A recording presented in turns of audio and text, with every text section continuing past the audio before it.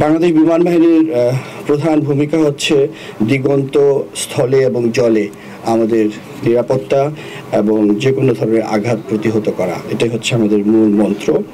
এবং এছাড়াও আমরা যে কোনো ধরনের প্রয়োজনে, দেশের যে কোনো ধরনের প্রয়োজনে আমরা সদয় প্রস্তুত। 24 ঘন্টা 7 দিন 365 দিন আমরা সবসময় প্রস্তুত থাকি। আজকের এই মহড়াতে আপনারা দেখেছেন আমরা আমাদের বিমান বাহিনীর যেসব সক্ষমতা আছে সেগুলি প্রদর্শন করেছি। আমাদের বৈমানিকরা ফাইটার, ট্রান্সপোর্ট এবং হেলিকপ্টার 3 ধরনেরই আমাদের সক্ষমতা আছে। আকাশ থেকে ভূমিতে গোলাবর্ষণ করা ছাড়াও troops insertion, combat search and rescue এবং সার্চ অ্যান্ড রেস্কিউ, তারপরে আমাদের যেটা শান্তিকালীন সময় যে কোনো ধরনের দুর্যোগ মোকাবেলা করার জন্য যে ধরনের প্রস্তুতি দরকার সেই প্রস্তুতি আমাদের রয়েছে, সেটারই একটা প্রদর্শন হয়েছে। এই ধরনের মহড়ার মাধ্যমে শুধু আমরা প্রদর্শন করার জন্যই করি না, এটা আমাদের নিজস্ব একটা অ্যাসেসমেন্টও হয়। আমরা এখান দিয়ে বুঝতে পারি যে আমাদের আর কী ধরনের সক্ষমতা বৃদ্ধি করতে হবে এবং আমাদের নিজস্ব প্রশিক্ষণের আরও মান উন্নয়নের জন্য কী করণীয় সেদিকে আমরা নজর দিতে পারি। সব মিলিয়ে আমাদের কোভিড এবং পরবর্তীতে বিভিন্ন কারণে এই মহড়াটা অনেক দিন পরে হয়েছে। এবার আমরা স্বল্প পরিসরে শুরু করেছি। ইনশাআল্লাহ ভবিষ্যতে আমাদের সক্ষমতা বৃদ্ধি হবে আরও, এবং আমরা এই মহড়াগুলিকে আরও আধুনিকায়ন করে আরও উন্নতভাবে পরিবেশন করতে পারবো। আমি আপনাদের মাধ্যমে আমাদের দেশবাসীকে আশ্বস্ত করতে চাই যে আমরা শান্তিকালীন হোক বা যে কোনো প্রয়োজনে হোক, বাংলাদেশ বিমান বাহিনী সর্বদা প্রস্তুত আছে যে কোনো ধরনের চ্যালেঞ্জ মোকাবেলা করার জন্য। এবং এই 21 শতকের যে স্পেশাল চ্যালেঞ্জগুলি সামনে আসছে, বৈশ্বিক চ্যালেঞ্জগুলি, এই ধরনের পরিস্থিতি মোকাবেলা করার জন্যে আমরা প্রস্তুতি নিচ্ছি।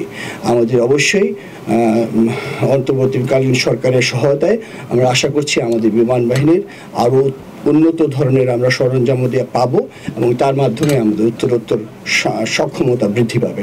প্রাথমিক উদ্দেশ্য হচ্ছে আমাদের নিজস্ব সক্ষমতা যাচাই করা, আমাদের প্রশিক্ষণের মানটাকে আমাদের নিজেরাই আমরা অ্যাসেস করি, এটাকে অ্যাসেসমেন্ট বলে। এবং এর মধ্যে আমাদের অনেক ধরনের পয়েন্টস আমরা নোট করেছি, যার মাধ্যমে আমাদের প্রত্যেক পাইলটের হয়তো ব্রিফিং হচ্ছে, আমাদের নিজস্ব এয়ারক্রাফটের টেকনিক্যাল সাইড থেকে আমরা ঝালাই করতে পেরেছি আমাদের দুর্বলতাগুলি। সো আমাদের সক্ষমতা বৃদ্ধি হচ্ছে এবং আমাদের সেলফ অ্যাসেসমেন্ট হচ্ছে, এবং এটা একটা রেগুলার প্রসেস। আমরা এই ধরনের আয়োজন হয়তো এবার করেছি, কিন্তু প্রত্যেক মাসেই আমাদের বিভিন্ন স্কোয়াড্রন এখানে এসে গোলাবর্ষণ করে। বিগত কয়েক বছরে আমাদের ট্রান্সপোর্ট ফ্লিটে C-130J ইন্ডাকশন হওয়ার পরে আমাদের পরিবহন বিমানে অনেক সক্ষমতা বৃদ্ধি পেয়েছে। আমরা পৃথিবীর যে কোনো প্রান্তে আমরা যে কোনো সময় যে কোনো ধরনের সহযোগিতামূলক হোক আর যে কোনো প্রয়োজনীয় হোক আমরা পাঠাতে পারি। আমাদের মাল্টিরোল কমব্যাট এয়ারক্রাফট যেটাকে বলে হয়, যে অত্যাধুনিক পঞ্চম প্রজন্ম এখন বলবো বা 4th জেনারেশন প্লাস এয়ারক্রাফটগুলি, এই দিক থেকে আমাদের MiG-29 2000 সালে এসেছিল আর অলমোস্ট প্রায় 25 বছর হয়ে যাচ্ছে। সো আমাদের এই মাল্টিরোল কমব্যাট এয়ারক্রাফটের দিকে আমাদের এখন নজর। আমরা চাচ্ছি আমাদের বিশ্বের যে কোনো জায়গা থেকেই হোক আমরা অত্যাধুনিক মাল্টিরোল কমব্যাট এয়ারক্রাফট নিয়ে আসবো। এবং এছাড়াও আমাদের এয়ারফোর্সের অন্যান্য ধরনের helicopter, surface two air missile, medium range surface two air missile, এই ধরনের সক্ষমতা বৃদ্ধি করার জন্য আমরা সচেষ্ট আছি। একটা কথা আমরা সশস্ত্র বাহিনীতে বলি, there is always some room for improvement.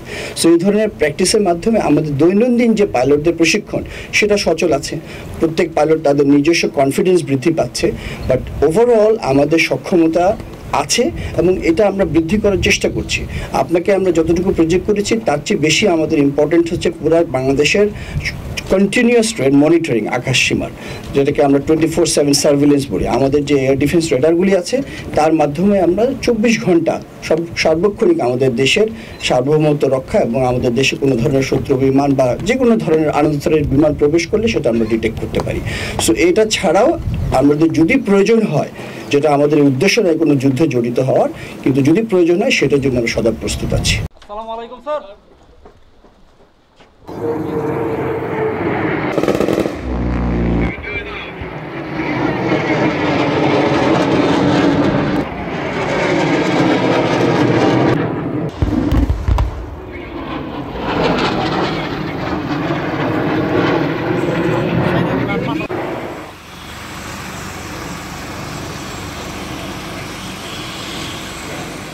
এটি শুধু তাদের কার্যক্ষমতা নষ্ট করার কৌশল নয়,